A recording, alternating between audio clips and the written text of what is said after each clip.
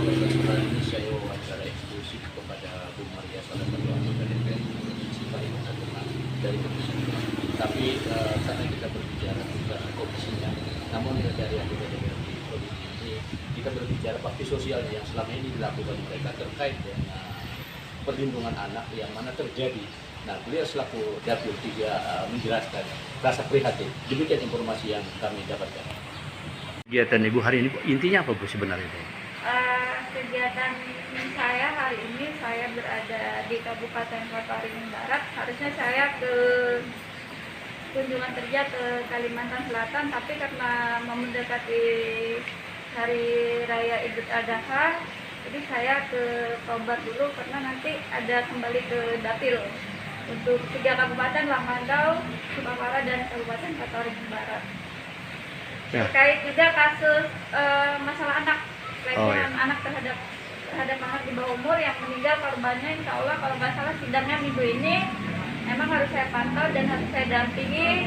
Tadi saya sudah koordinasi juga dengan pihak pengacara agar korban didampingi secara hukum. Masalahnya pelaku tindakan pelecehan seksual ini sudah sangat kelewatan yang dilakukan di dalam musola.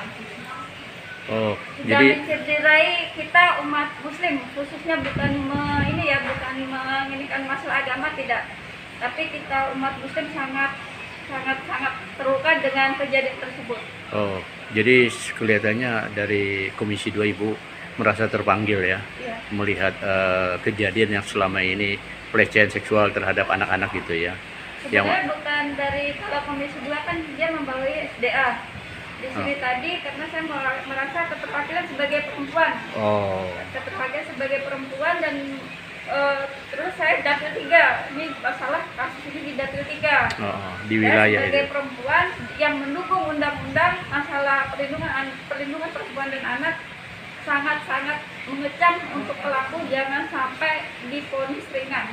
Bu, selama ini melihat dari perkara anak ini, berapa kasus yang sudah Ibu deteksi yang selama yang berada di kita ini, Bu? Setiap bulan setiap kejadian dan setiap ada permasalahan saya selalu koordinasi sama perlindungan perempuan dan anak dan pihak kepolisian selalu koordinasi. Walaupun ada pejabat di daerah itu masing-masing, tapi saya ikut merasa hati nurani saya terpanggil dan sangat kelewatan sekali kalau sampai kita sebagai pejabat hanya PT Astra ini, oknum karyawan dari pihak PT Astra yang ada di Kota Waringin Barat. Walaupun tidak terlalu diributkan, tapi buat saya kalau memang perusahaan tersebut menjamin untuk masa depan anak-anak 12 ini, saya mau lihat perjanjiannya yang bagaimana masa depan mereka. Yang pasti anak-anak ini dari sekolah sampai pendidikannya minta tolong dibantulah. Jangan sampai korban ini mendapatkan rasa trauma, terus pendidikannya tidak berlanjut dan sebagainya lah. Jadi bimbingan tuh perlu sekali ya, di samping untuk merubah paradigma dia sebagai trauma tadi ya, sasaran pendidikan juga lebih ditingkatkan gitu ya Bu? Iya, itu harus, tapi harus ada perjanjian Pak. Ada perjanjian. Mungkin harapannya Bu, selaku anggota DPR lah Ibu Komisi 2 gitu, harapannya secara umum Bu? Kalau harapan saya secara umum, ya pejabat yang ada di daerah, khususnya kabupaten, siapapun itu, apapun partainya, siapapun dia, sedikit pedulilah terhadap kejadian seperti ini.